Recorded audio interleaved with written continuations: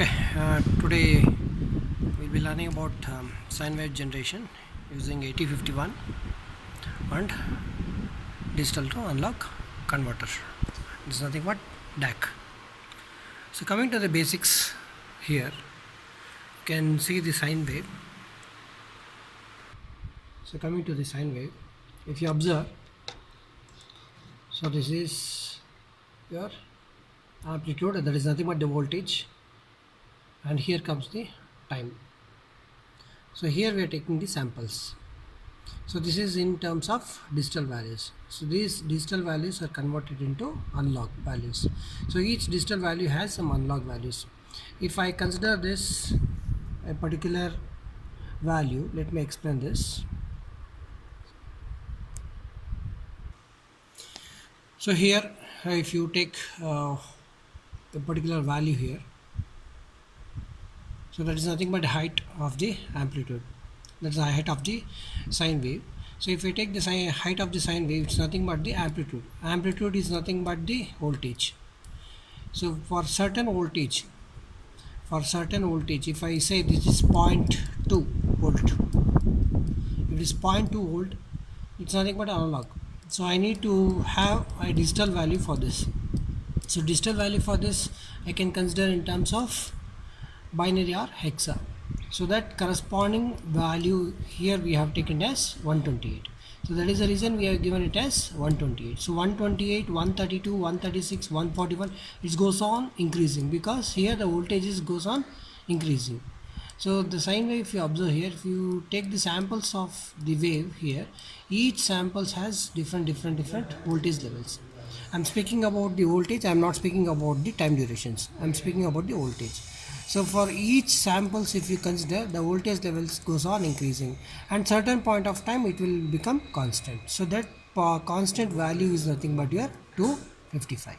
So after 255, again the sine wave goes on decreasing. As the sine wave goes on decreasing, the value again, if you observe here, it goes from high level and it goes on decreasing. See the values, it goes on decreasing. At certain point of time, it comes to a particular value, that is nothing but your 128, which is nothing but the start of the wave and end of the wave. So these are the values for your analog to this is digital values, this is analog values. We are doing with digital to analog conversions. So digital to analog conversions. So that is nothing but DAC.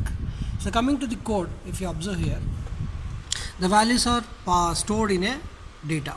It's nothing but a temporary table which we call with the name of iData. So iData is nothing but an array of data which stores 180 numbers, which each number represents a digital value of analog value. Okay, these values have been stored in a iTable. Now what I am going to do is I am going to call that iTable with a reference. Now coming to the program here, the port which I am using here is P1. So P1 is connected to the output of your microcontroller to DAC. So DAC is connected to this P1. Now the initial value is 0. Now what I will do is I will take the values from 0. So how many values I need to take? I need to take up to 128. So it starts from 0, then it goes up to 128. So if the value I is less than 180 means it will go on increasing. So first value it takes is 128. So 128 will be passed with reference to table I. So what is the table I here? Table I is nothing but your iData.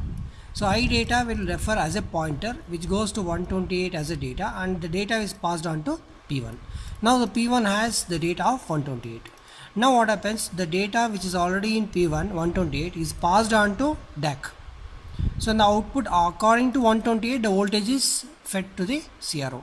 So if you observe in CRO, the volt according to that particular voltage, you will be getting some value. So here comes your first value. So from there it goes on increasing and goes on decreasing. So that is how your value will goes on changing.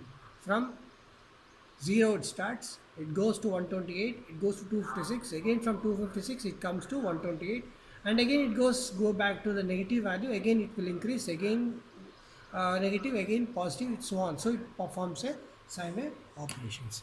So this will continue until you are going to stop the code, because it is in a while loop. While loop means it's an infinite loop. Okay, so this is nothing but a breakpoint. I hope you have understood with this.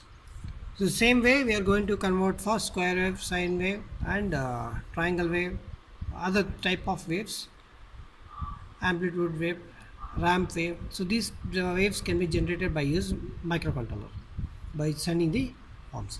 And the same way you can see the connections here. The connecting wire is connected to port 2 and 1. You can observe here, it's a multiplexed port. It's a multiplexed port. It is nothing but port 2 and port 1. So that port is connected to your ADC unlock. So your DAC, not easy, it's a DAC, digital to analog conversion. The digital values which I am passing from your microcontroller to your DAC, those analog values are fed by these two wires, which will give you the amplitude. So that is connected. One is your ground wire, the other one goes from here, it goes from the wire and it is connected to your CR. So this circuit combinations you need to know. This wiring, this is the output, this is the input for your DAC, and this is the digital values from your controller. This is the power switch, and this is the coding part, and this is the power supply. Okay, so remember these 3 points. You need to remember what is amplitude, how we are going to change the values by giving the digital values, and how precisely you can get the output. Okay, thank you.